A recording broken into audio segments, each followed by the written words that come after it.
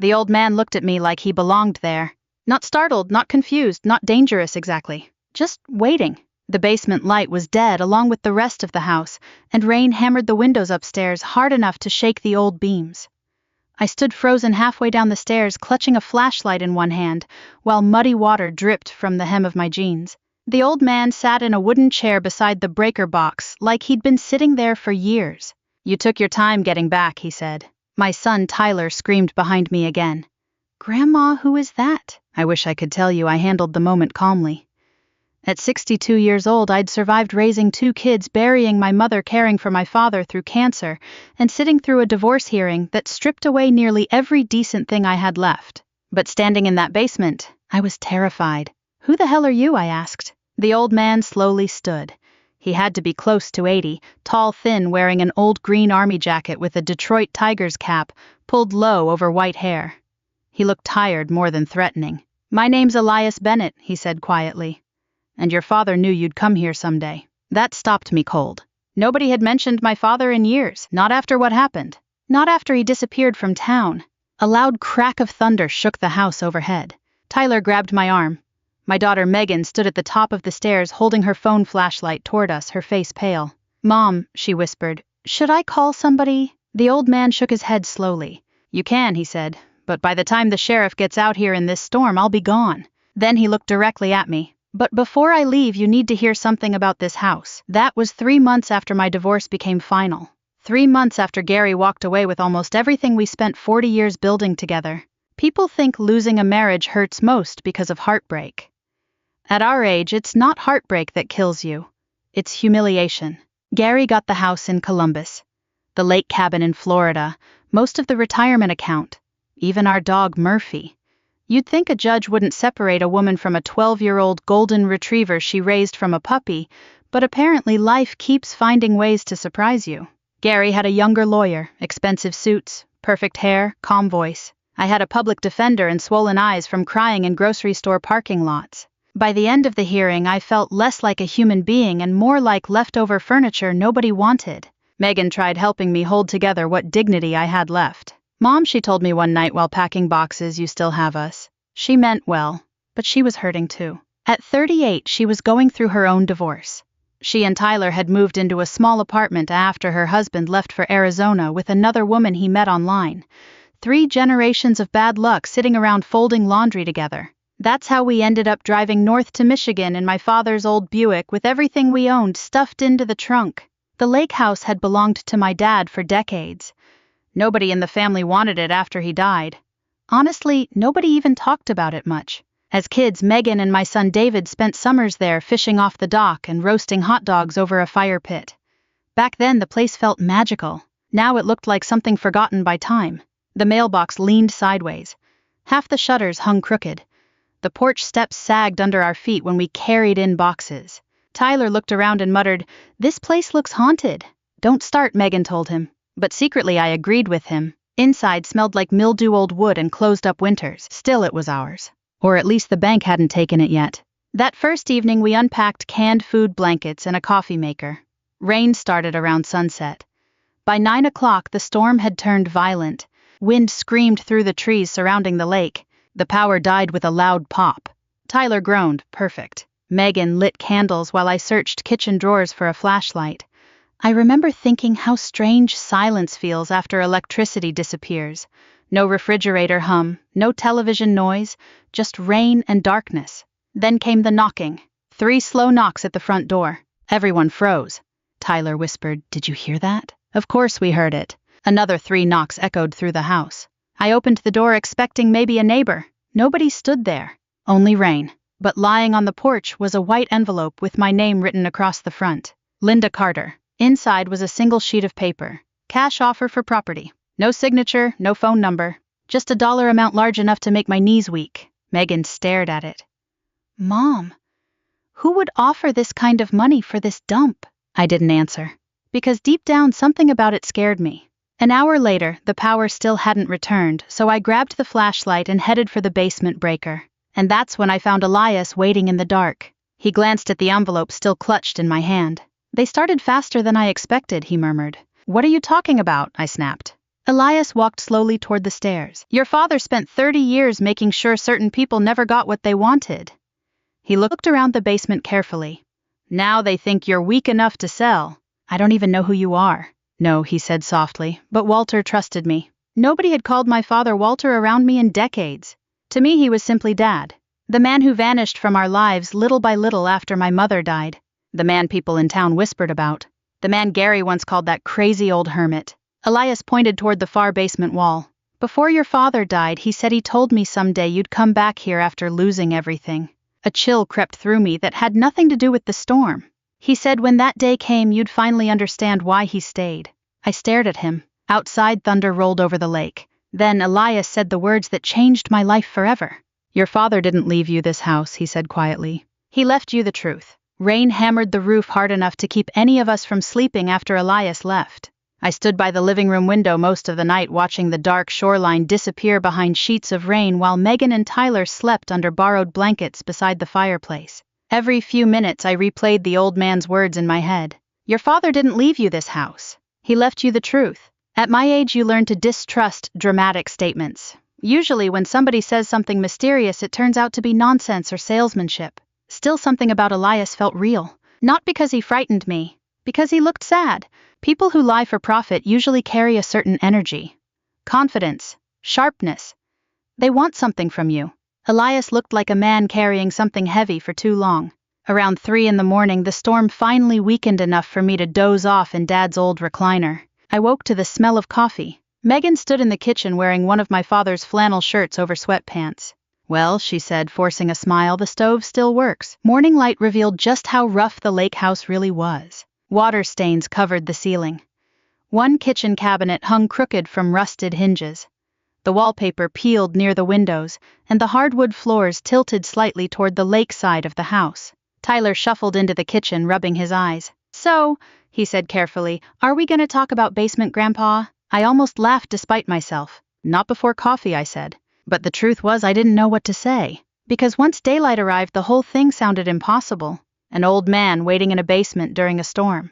It sounded like the beginning of one of those ridiculous late-night cable mysteries. Still, the envelope remained on the kitchen table. Real. So was the fear I felt when Elias mentioned my father. After breakfast, I drove into town hoping normal errands might settle my nerves. The town of Blackwater looked smaller than I remembered. Most lake towns up north do after enough years pass. The hardware store still stood on Main Street beside the diner where my mother used to order grilled cheese sandwiches during summer fishing trips. Only now half the storefront sat empty. I stopped at Miller's Hardware for batteries and cleaning supplies. The young cashier couldn't have been older than 25, but the older man stocking shelves behind him stared at me for a long moment. Then his expression changed. You're Walter Carter's daughter, he said. Not a question. I nodded cautiously. Haven't seen one of your family around here in years. His tone wasn't unfriendly exactly. Just careful. My dad passed away 8 years ago, I said. The old man slowly leaned against the shelf. Walter was a good man. Something in the way he said it caught my attention. Not everybody used to say that. Growing up, my father had always felt like two different people depending on who you asked. To me, he was quiet, patient, the kind of dad who fixed broken bicycles and made pancakes shaped like Mickey Mouse when Megan and David visited. But in town, people whispered. After Mom died, Dad became more isolated every year. He stopped attending church, stopped coming to town events. Some people claimed he drank too much, others said he'd gotten paranoid. Gary used to hate visiting him. He acts like somebody's after him, Gary once complained during a Thanksgiving trip years earlier. At the time I thought Dad was simply lonely. Now I wasn't so sure. When I carried my supplies outside, I noticed a black pickup truck parked across the street. The driver sat behind tinted windows, watching me. The moment I looked directly at the truck, it pulled away. Maybe coincidence, maybe not. Back at the lake house, I found Tyler wandering around the basement with a flashlight. You shouldn't be down here alone, I told him. Relax, Grandma. He pointed toward the breaker box. I was trying to figure out how that old guy even got in. Truthfully, I'd wondered the same thing. The basement had only one small window and the stair entrance from the kitchen. No sign of forced entry. No footprints. Nothing. Tyler shined the flashlight across the far wall. You notice this? At first I didn't understand what he meant. Then I saw it. One section of the basement floor near the back wall looked slightly different from the rest. The concrete color changed subtly there, like part of it had been repaired years earlier. Tyler crouched beside it. You think there's something under there? Probably old pipes, I said automatically. But my stomach tightened. Because my father had worked construction most of his life. And suddenly I remembered something. When I was maybe 12 years old, I came downstairs one summer while Dad was working in the basement late at night. He nearly jumped out of his skin when he saw me. I'd never forgotten the fear on his face. Linda, he snapped louder than usual, don't come down here without telling me first. At the time I cried because I thought he was angry. Now I wondered what he'd been hiding. That afternoon, Megan and I started cleaning old furniture while Tyler explored the property outside. Around 4 o'clock, another vehicle pulled into the gravel driveway. This time it was a silver Lexus. A man stepped out wearing an expensive navy coat and polished shoes completely unsuited for mud. He smiled before I even reached the porch. Mrs. Carter, he said warmly, Richard Holloway. The name meant nothing to me. I apologize for arriving unannounced, he continued smoothly. I represent a development group interested in several lakefront properties. Of course. The envelope. You're offering to buy this place. Richard glanced toward the lake with a practiced smile. This property has tremendous potential. You mean expensive potential? He chuckled softly like we shared a joke. I understand you've recently gone through difficult circumstances. His eyes drifted toward the aging house. I'd hate for you to feel trapped maintaining a property this size. There it was. Not concern. Pressure. I crossed my arms. My father owned this house for 40 years. Funny nobody cared until now. Something flickered behind Richard's smile, then disappeared. Your father was an interesting man. The same careful tone from the hardware store. Before I could respond, another truck pulled into the driveway. Old rusted loud muffler. Elias climbed out slowly. The moment Richard Holloway saw him, his entire expression hardened. For one brief second, the politeness vanished completely. Elias walked up beside me without looking at Richard. Don't sell the house, he said quietly. Richard forced another smile. I'm simply making a generous business offer. No, Elias replied calmly. You're trying to bury something. Silence settled over the yard. Wind stirred across the lake behind us. Then Richard looked directly at me. Mrs. Carter, he said softly. You should ask yourself why an old man would risk dragging your family into things that ended decades ago. Elias finally turned toward him. Because some graves don't stay buried forever. Richard stared at him for several seconds. Then he got back into his Lexus and drove away without another word. I looked at Elias. What the hell is going on? He removed his cap slowly. And for the first time I saw genuine fear in his eyes. Your father kept records, he said. Records powerful people would kill to find. I didn't sleep much after Elias told me about the records. At 62 years old, sleep doesn't come easy even under normal circumstances. At a collapsing marriage, a decaying lake house, and the possibility that wealthy strangers are circling your property for hidden evidence, and your mind starts running like an old washing machine that won't shut off. The next morning I woke before sunrise and found Elias sitting on the porch with a thermos of coffee balanced beside him. The lake was perfectly still. No storm, no wind. Just gray water stretching beneath a pale Michigan sky. You always sneak onto people's property before breakfast, I asked. Elias smiled faintly. Your father used to say mornings were the only honest part of the day. I sat beside him without answering. For a while, we just listened to birds moving through the pine trees. Finally, I said, start talking. Elias nodded slowly like he'd expected that. In the 70s, he began this town changed fast. Money came in. Developers bought shoreline property cheap. New marinas, resorts, vacation homes. He stared toward the water. Most folks thought it was progress. And my father, he worked construction for Holloway's father back then. That surprised me. Dad rarely talked about work, except ordinary stories about roofing jobs or concrete pouring. He discovered something by accident, Elias continued. Chemical dumping. I frowned. What kind of dumping? Industrial waste. Drums buried near the north side of the lake. Elias rubbed his hands together slowly. A few years later, people started getting sick. The calmness in his voice somehow made the story worse. I remembered rumors from childhood. Neighbors with strange illnesses. One family that moved away suddenly after their youngest daughter got leukemia. At the time, adults never explained much around children. They covered it up, I asked. Elias looked at me carefully. Your father tried stopping them. The old porch boards creaked beneath us. I shook my head slowly. That doesn't make sense. My father barely talked to anybody by the time I was grown. Because they destroyed him first. That sentence hit harder than I expected. For years I carried quiet resentment toward my father. Not hatred exactly, but disappointment.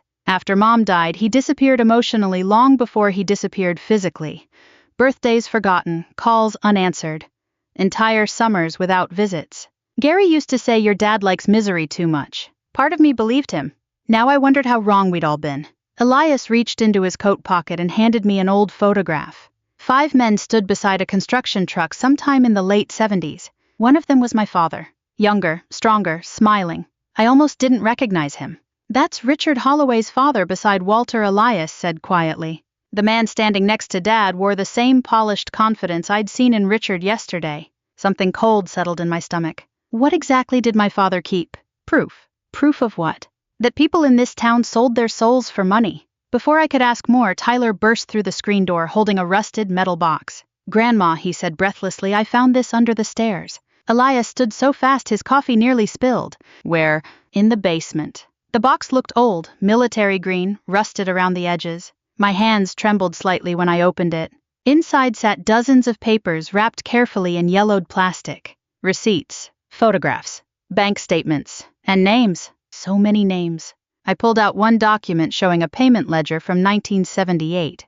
Several town officials appeared beside dollar amounts. Police chief, county inspector, even a doctor. At the bottom sat one name I recognized instantly. Frank Dawson. My Uncle Frank, Mom's younger brother. I stared at the page in disbelief. No, I whispered. Elias lowered his eyes. He testified against your father. I looked up sharply. For what? Walter accused Holloway's company publicly, claimed they poisoned the lake. Elias sighed deeply. But when hearings started, witnesses suddenly changed their stories, including my uncle. I sat there stunned while decades of family memories rearranged themselves inside my head. Uncle Frank always hated Dad. At holidays he'd mutter things like Walter's chasing ghosts again, or your father's gonna ruin himself with all this nonsense. I thought they simply disliked each other. Now I understood. Frank sold him out. Tyler picked up one of the photographs. What's this?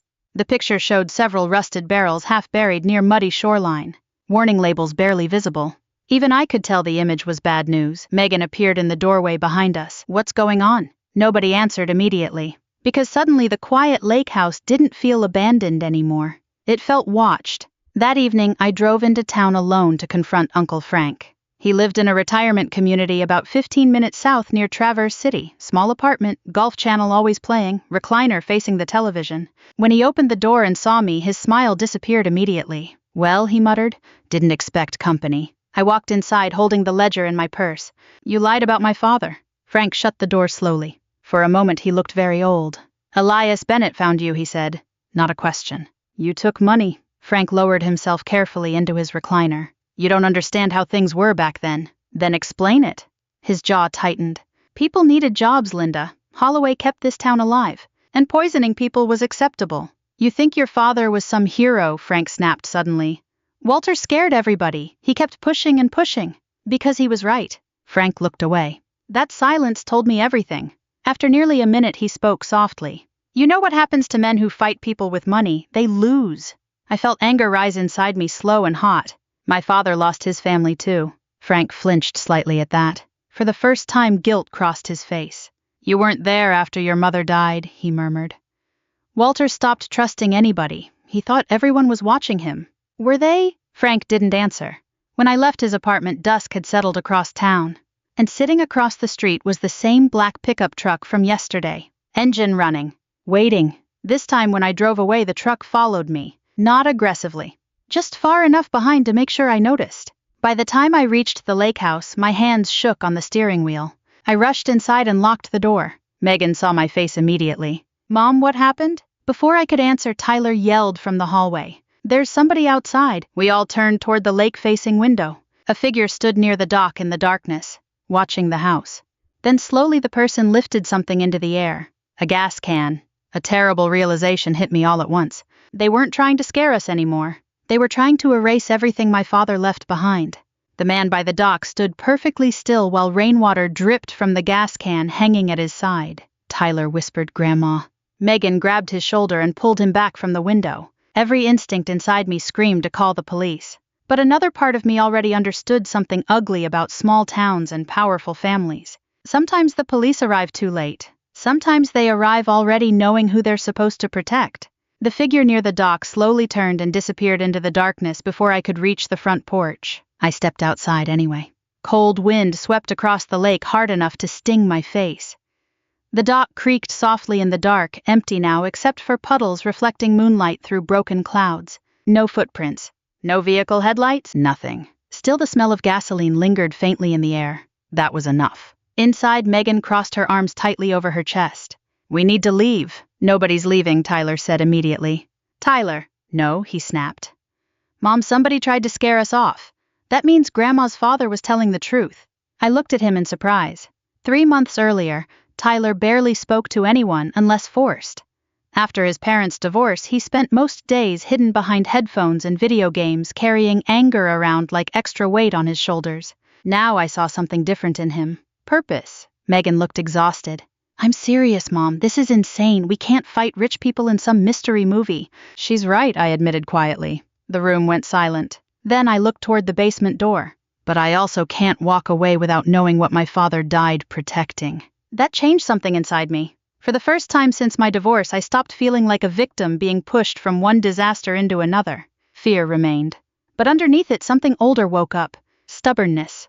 The next morning, Elias returned, carrying a brown paper bag full of groceries. "Figured you folks could use real food," he said. Inside were eggs, bacon bread, and black coffee from the diner in town. Tyler grinned immediately. "Okay," he said, "I officially trust basement grandpa now." Elias actually laughed at that. It softened him somehow. Over breakfast, I told him about the man by the dock. His face darkened immediately.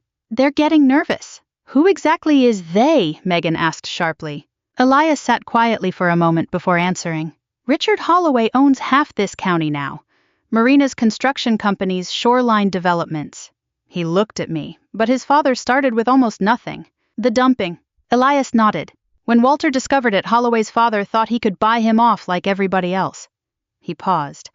"Problem was your father couldn't be bought." I stared down at my coffee. Nobody had described my father that way before.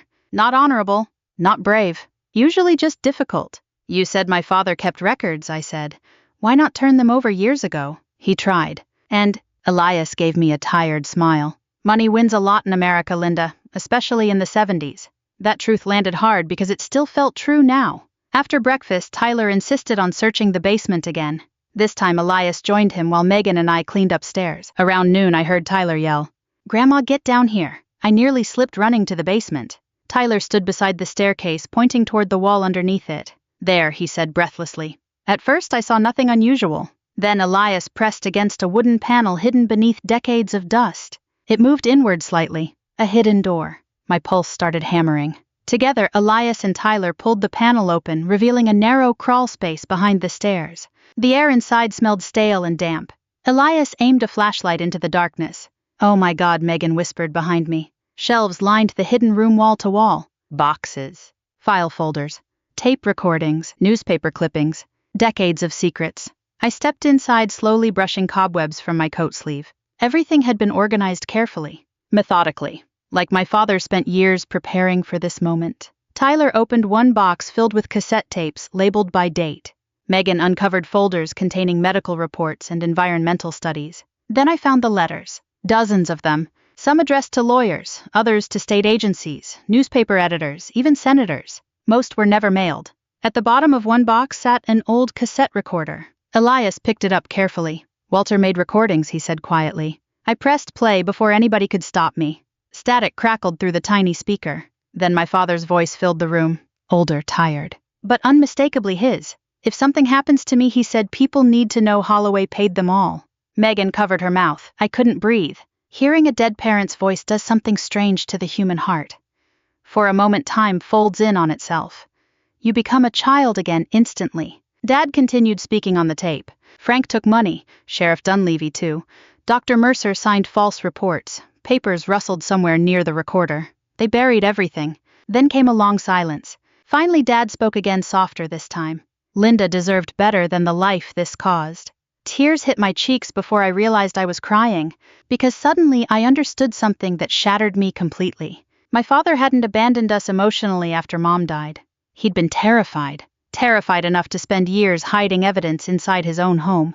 Megan wrapped her arms around me while the tape hissed softly in the silence. Then Tyler said, "Somebody's outside." We all froze. A vehicle engine rumbled from the driveway above us. Elias immediately killed the flashlight. The basement fell dark. Footsteps crossed the porch overhead. Slow, heavy. Then came the sound of someone trying the front door handle. Once. Twice. Tyler whispered, "They know." Nobody moved. The doorknob rattled harder this time. Then suddenly stopped. A long silence followed. Finally we heard the vehicle drive away. Only after several minutes did Elias speak. "They're searching for the records now." I wiped my eyes quickly. "How bad is this really?" Elias looked directly at me. "Bad enough that your father lost his entire life protecting this evidence." He hesitated. "And bad enough that Holloway will destroy anyone standing in his way." That evening, after locking every door and window, I sat alone on the porch listening to waves hit the dock. For the first time in years I thought about Gary. Not with sadness. Not even anger. Perspective changes strange things. A few months earlier I believed my husband taking the house was the worst betrayal imaginable. Now I was learning betrayal had shaped my family long before Gary ever entered my life. Then headlights appeared at the end of the driveway. A familiar silver Lexus rolled slowly toward the house. Richard Holloway stepped out wearing the same calm smile as before. But this time he wasn't pretending to be friendly. "You found something," he said. Richard Holloway stood in my driveway with his hands tucked calmly inside his coat pockets while lake wind moved through the pine trees behind him. "You found something," he repeated. The porch light above me flickered weakly after the storm damage, throwing shadows across his face. I stayed near the front door. At my age, I said carefully, "I've learned not to answer questions from strangers at night." Richard smiled faintly. "Your father always said things like that too." Hearing him speak about my father made my skin crawl. "What do you want?" "To help you avoid making a serious mistake." That almost made me laugh. 3 months earlier, I would have folded under pressure like this. Back then, I still believed politeness protected people. Divorce cured me of that illusion. Now I understood something important about wealthy men. The dangerous ones rarely shout. They speak softly while taking everything from you. Richard stepped closer to the porch. "I know Elias showed you something," he said. "And I know Walter left records behind." I crossed my arms tightly. "And if he did?" Richard's expression stayed calm, but his eyes hardened. "Your father wasted his life chasing ghosts." "No," I said quietly. "I think other people wasted it for him." For the first time, Richard lost patience. "Mrs. Carter, you have no idea how much damage those accusations caused." "Then why are you so afraid of old papers?" Silence settled between us. Wind rattled dead leaves across the driveway. Finally, Richard sighed. "You think this ends with justice?" he asked softly. "It won't. It ends with lawyers, investigators, and your family dragged through years of ugliness." He looked toward the house windows where Tyler and Megan stood watching. "Your grandson deserves better than that." There it was. Not a threat exactly. Something colder. A warning. I stared at him for several seconds. Then I said the one thing I never imagined myself saying at this stage of life. "You should leave my property." Richard studied me carefully like he was recalculating something. Then he nodded once. "When people lose everything," he said quietly, "they often confuse anger with courage." After he drove away, I locked every door in the house. Tyler looked furious. "I hate that guy." "Get in line," Megan muttered. But Elias looked more worried than angry. "He's desperate now," he said. "Good," Tyler snapped. "No," Elias replied sharply. "Desperate men are dangerous." That night, nobody slept much. Around 2 in the morning, I heard Elias moving around downstairs. I found him sitting alone at the kitchen table drinking coffee in darkness except for the stove light. "You okay?" I asked. He nodded without conviction. "I keep thinking about your father." I sat across from him quietly. "He knew this day might come," Elias said. "That's why he organized everything so carefully." I looked toward the basement door. "All those years," I whispered. "And nobody believed him." Elias rubbed tired eyes. "Some did." That surprised me. "Then why didn't anybody help?" A bitter smile crossed his face. "Fear pays better than honesty most days." I thought about that long after he went to bed. Fear had shaped almost every major moment of my life lately. Fear of losing my marriage. Fear of losing stability. Fear of aging alone. Fear of not mattering anymore. But somewhere between the divorce and this old lake house, something strange had happened. I stopped being afraid of losing things. Because the worst had already happened. And somehow I survived it. The next morning I made a decision. "We're not hiding anymore," I told Megan. She looked up from the kitchen sink. "What does that mean?" "It means if Holloway wants silence, we do the opposite." 2 hours later, Elias drove me into Traverse City to meet an old newspaper editor named Helen Morris. Helen had to be close to 75 with silver hair, reading glasses hanging from a chain, and the sharpest eyes I'd ever seen.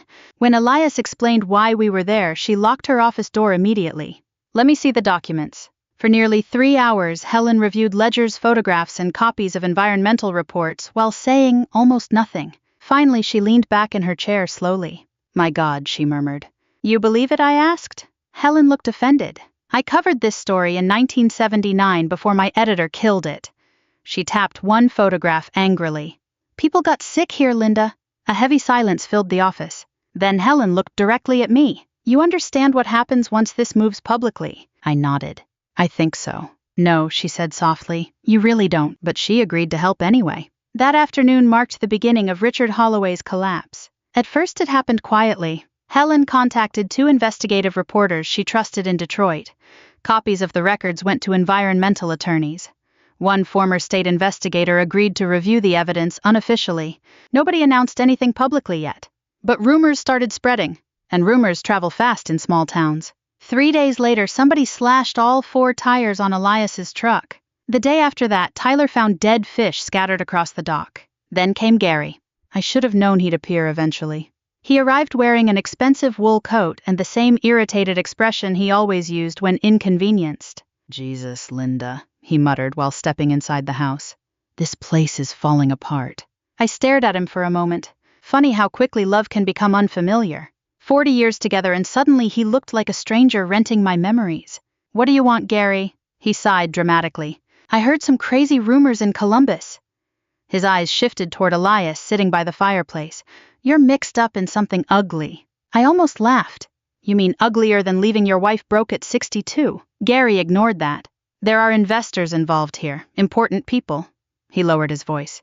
"You need to sell this property before things get worse." "There it is," Megan said from the kitchen doorway. "Finally." Gary frowned. "What's that supposed to mean?" "It means stop pretending you care about Mom." His jaw tightened immediately. For years, Megan avoided confronting him directly. Now she looked at him with open disgust. Gary turned back toward me. "Linda, I'm serious. Holloway's offering good money." That stopped me cold. "How do you know Richard Holloway?" Gary hesitated half a second too long. And that was enough. Everything suddenly clicked together. The pressure. The sudden interest in the property. The timing. "You're involved with him." Gary's face hardened. "Business partners cross paths." "Business partners," Megan repeated bitterly. I stared at the man I spent most of my adult life trusting. Then I realized something painful. Gary didn't come here because he felt guilty. He came because he was scared. The records threatened him too. "You knew?" I whispered. Gary looked away. Not denial. Not anger. Just shame. And somehow that felt worse. After a long silence, Elias finally spoke from across the room. "Walter warned me this would happen." Gary frowned. "What?" Elias met his eyes steadily. "He said someday the people closest to Linda would betray her before strangers ever did." Nobody spoke after that. Gary left 20 minutes later without saying goodbye. That evening, local news stations started calling the house. By morning, Richard Holloway's company stock had begun falling. And just before sunset, Tyler came running down from the road holding his phone. "Grandma," he said breathlessly, "you need to see this." On the screen was a photograph. Elias, lying unconscious beside his truck in a hospital parking lot. Covered in blood. I got to the hospital just after midnight. The emergency entrance smelled like disinfectant, burnt coffee, and exhaustion. Rainwater dripped from my coat onto the tile floor while Megan stayed behind at the lake house with Tyler. At our age, hospitals stop feeling temporary. They start feeling familiar. Too familiar. Elias lay in a small room on the second floor with bruises covering half his face and stitches above one eye. Machines beeped softly beside him while snow drifted past the dark windows outside. For one terrible second, seeing him there reminded me of my father during his final months. Fragile, worn down, alone. Elias opened his eyes when I entered. "Took you long enough," he muttered weakly.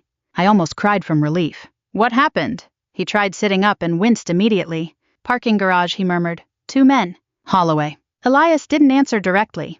But he didn't need to. I sat beside the bed quietly. "You should walk away while you still can," he said after a moment.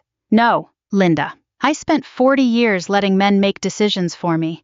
My voice surprised even me. I'm done with that." Elias stared at me for several seconds. Then slowly he smiled. Walter would have liked hearing that. Those words hit me harder than they should have. Because all my life I believed my father saw me as weak. Too soft, too trusting, too emotional. Now I wondered if he simply hoped I'd someday become stronger than he was. Elias motioned toward the bedside drawer.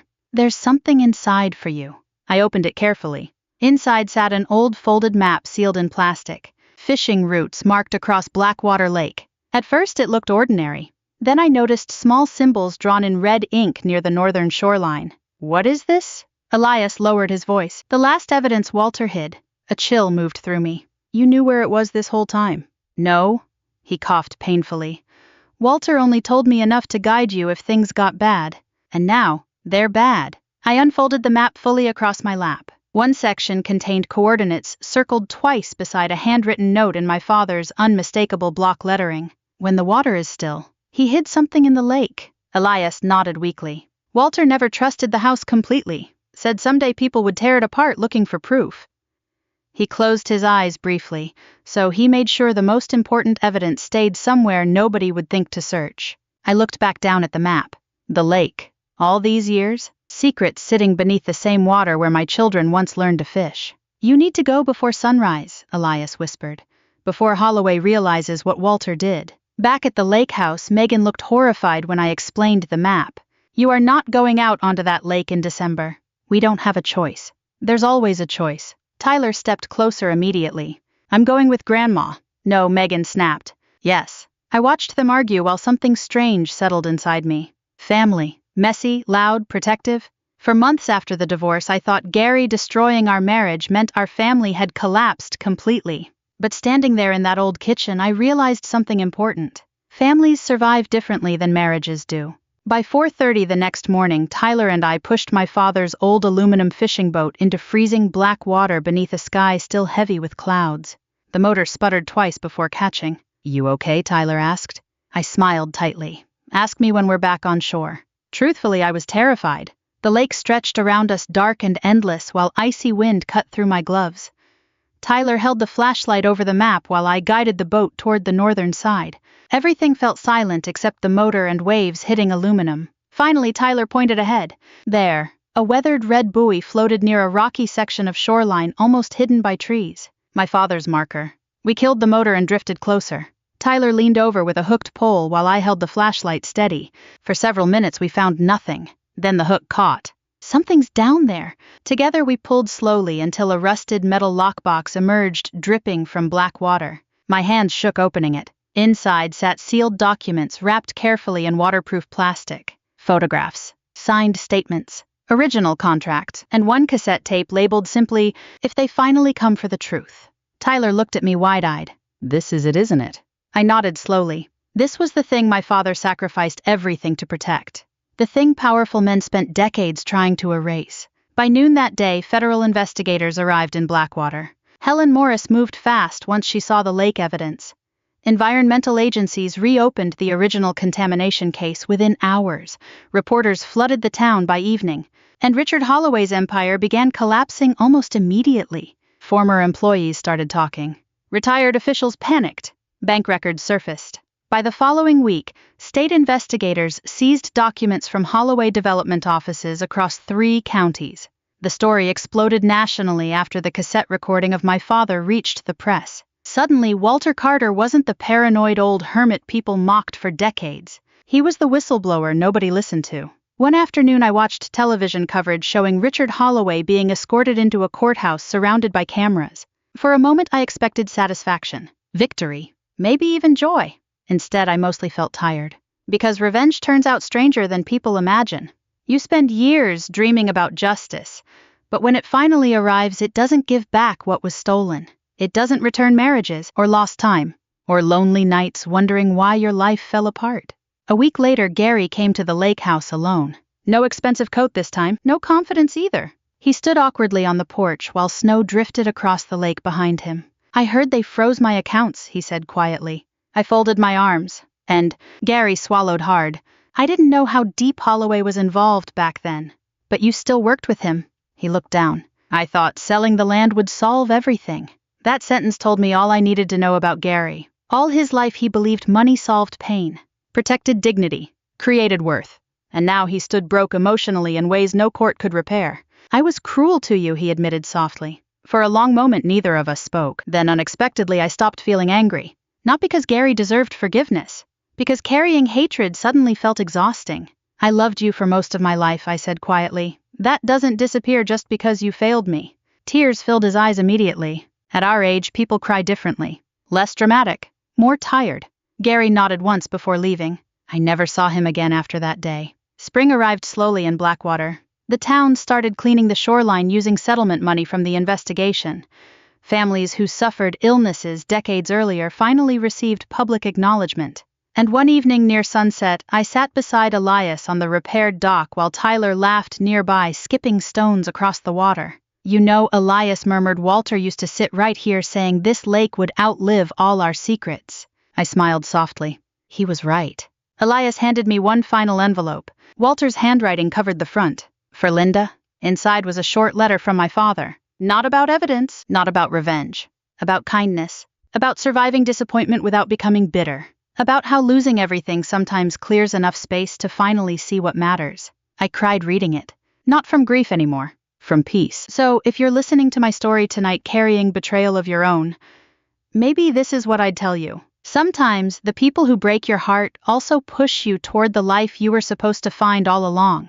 And sometimes, long after the storm passes, you discover you were never as alone as you feared. If this story meant something to you, share it with someone who may need the reminder that it's never too late for truth healing or a second beginning.